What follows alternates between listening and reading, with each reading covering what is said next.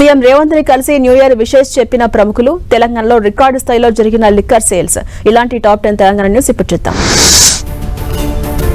Telangana secretariat లో CM Revanth రెడ్డిని పలువురు నేతలు, ఉన్నతాధికారులు కలిశారు. పలువురు ఎంపీలు, ఎమ్మెల్యేలు, కార్పొరేషన్ చైర్మన్లు, ప్రజాప్రతినిధులు కలిసి సీఎంకు నూతన సంవత్సర శుభాకాంక్షలు తెలిపారు. నేతలతో పాటు ఐఏఎస్, ఐపీఎస్ అధికారులు కూడా సీఎం రేవంత్ రెడ్డిని కలిసి న్యూ ఇయర్ విషెస్ చెప్పారు.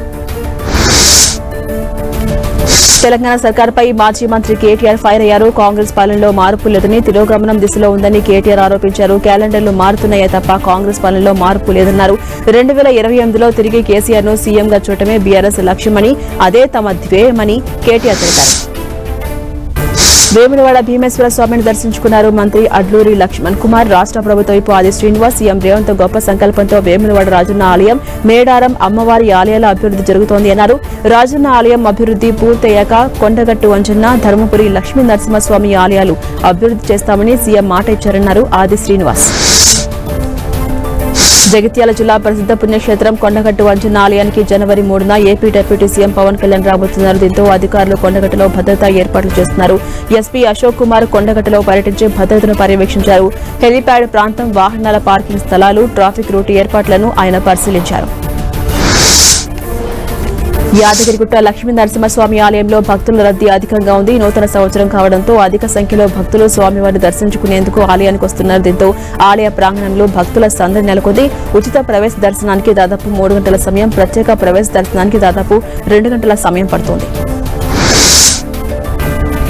నిర్మల్ జిల్లా బాసరా శ్రీ జ్ఞాన సరస్వతి అమ్మవారిని దర్శించుకునేందుకు భక్తులు పెద్ద సంఖ్యలో తరలివచ్చారు. వేకువజాము నుంచే భక్తులు గోదావరి నదిలో పుణ్యస్నానాలు ఆచరించి అమ్మవారిని దర్శించుకున్నారు. ఆలయ మండపంలో తల్లిదండ్రులు తమ చిన్నారులకు అక్షరాభ్యాసం చేయించారు. కుంకుమార్చన పూజలు చేశారు. అమ్మవారి దర్శనానికి 2 గంటల సమయం పట్టింది.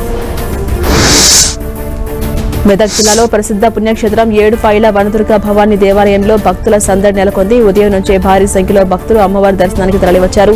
ప్రత్యేక అలంకరణలతో విరాజులిన అమ్మవారిని దర్శించుకున్న భక్తులు మొక్కులు చెల్లించుకుని ప్రత్యేక పూజలు నిర్వహించారు. ఇక ఏర్పాట్లపై భక్తులు సంతృప్తి వ్యక్తం చేశారు.